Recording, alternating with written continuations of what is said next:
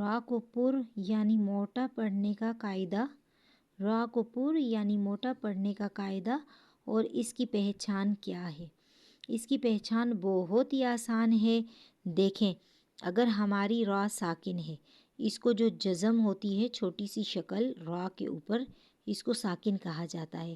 را ساکن سے پہلے زیر دوسرے کلمے میں ہو، جیسے یہاں پر دوسرے کلمے میں ہو تو را پر یعنی موٹی پڑھی جاتی ہے۔ یہ قاعدہ یاد رکھنے والا ہے، آپ یاد رکھیں، قرآن پاک میں جگہ بہ جگہ آئے گا۔ تو اب اس کا پڑھنے کا کیا طریقہ ہے؟ ربر، ابھی ہم نے پر پڑھنی ہے، موٹی پڑھنی ہے، باریک تو پڑھنی نہیں ہے، اور پہچان یہ ہے را ساکن سے پہلے زیر دوسرے کلمے میں ہو۔ یہ دیکھیں، یہ دوسرا کلمہ ہے اور یہاں پر یہ موجود ہے۔ تو اب ہم نے پڑھنے کا کیا طریقہ ہے؟ رب ارجعونی، رب ارجعونی۔